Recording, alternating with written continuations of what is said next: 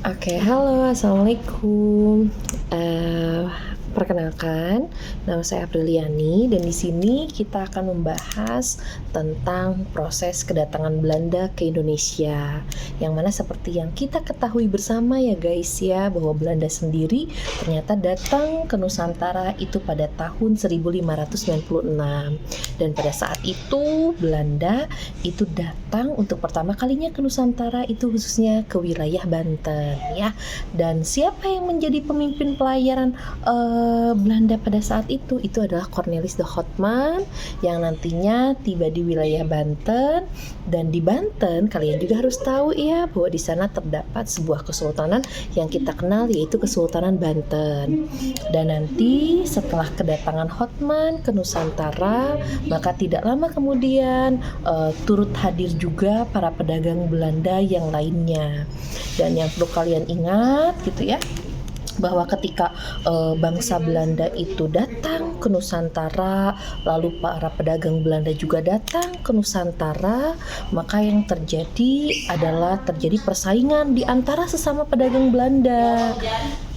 Dan selain itu juga sebetulnya bukan hanya pedagang Belanda saja yang sudah datang ke Nusantara, tapi sebelum Belanda datang ke Nusantara itu justru para pedagang Portugis, Spanyol, Inggris itu sudah lebih dulu datang ke Nusantara.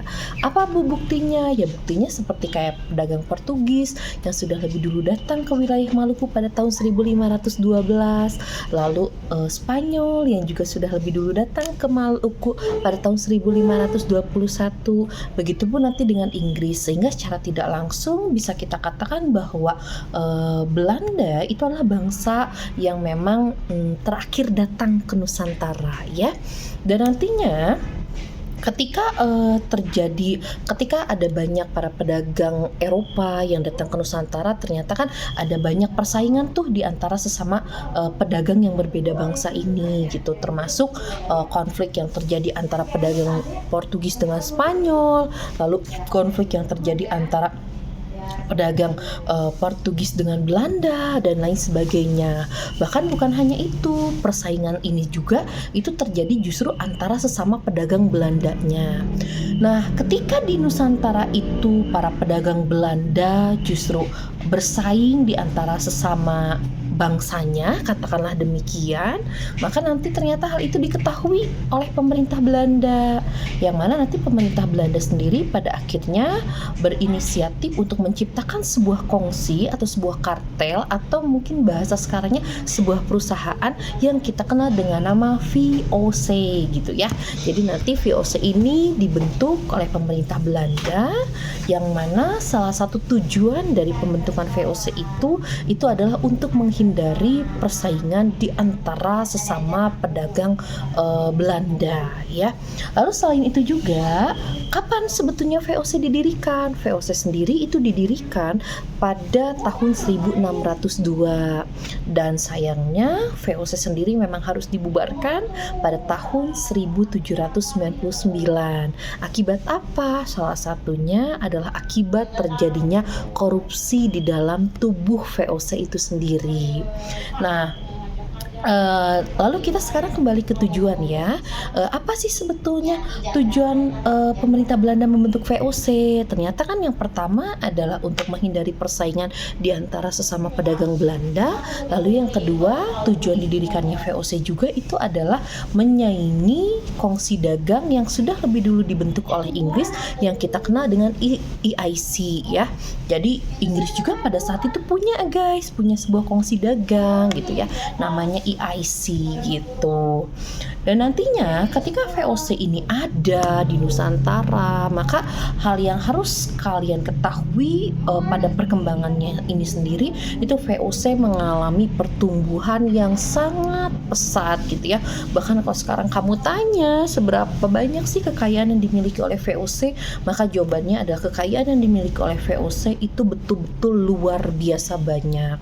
Jadi ketika hari ini kamu mengatakan bahwa Microsoft itu adalah perusahaan yang kaya, lalu Google gitu ya, lalu Tesla dan lain sebagainya, maka jika kekayaan perusahaan-perusahaan tersebut itu digabungkan, itu masih lebih kaya VOC gitu. Jadi kamu bisa bayangkan bahwa oh ternyata kekayaan VOC itu luar biasa ya. Iya. Dan nantinya ketika VOC di Nusantara, VOC mulai menjajah Indonesia, maka nanti VOC sendiri sebetulnya memiliki beberapa hak keistimewaan, yang mana hak istimewa ini kita sebut sebagai hak oktroy. Apa saja isi hak oktroy? Itu ada banyak gitu. Dari mulai VOC diperbolehkan untuk membentuk tentara militer, lalu VOC juga diperbolehkan untuk membuat mata uang sendiri, VOC diperbolehkan untuk membuat kebijakan terhadap kesultanan yang ada di Nusantara, VOC diperbolehkan untuk berperang dan juga berdamai dan lain sebagainya. Bu, kenapa kok misalkan VOC sangat istimewa? Ya karena memang VOC sendiri itu diistimewakan oleh pemerintah Belanda ya. Dan nanti dengan VOC memiliki hak oktroy ini, maka nanti VOC juga pada akhirnya menciptakan berbagai kebijakan yang memang banyak dari kebijakan yang diciptakan oleh VOC itu yang memang membuat rakyat Indonesia itu memang menderita ya. Dan nantinya ketika VOC ini tumbuh di Indonesia, maka kalau kalian berpikir, Bu, lalu bagaimana respon rakyat Indonesia? Ya respon rakyat Indonesia sebetulnya ada banyak juga yang melakukan perlawanan terhadap VOC gitu. Jadi kalau kalian berpikir apa sih rakyat kita hanya diam ketika kita berada pada masa penjajahan VOC Belanda, ya kalian salah, karena pada kenyataannya justru rakyat kita sendiri melakukan banyak perlawanan ya terhadap VOC. Tapi sayangnya banyak dari perlawanan tersebut itu memang menempatkan posisi kita itu pada pihak yang kalah ya. Dan nantinya VOC yang bisa kita katakan sekeren ini sayangnya memang harus dibubarkan pada tahun 1799. Kenapa VOC dibubarkan? Ya karena salah satu faktor penyebab utamanya adalah terjadinya banyak kasus korupsi di dalam tubuh VOC sendiri. Oleh karena itu, karena VOC sendiri ini sudah tidak kuat lah ya, sudah tidak stabil, maka nanti oleh pemerintah Belanda sendiri itu nanti VOC dibubarkan. Dan yang harus kalian ingat, di saat yang bersamaan beberapa tahun sebelum VOC dibubarkan, ternyata Belanda sendiri itu nanti mulai ditaklukkan oleh Prancis ya.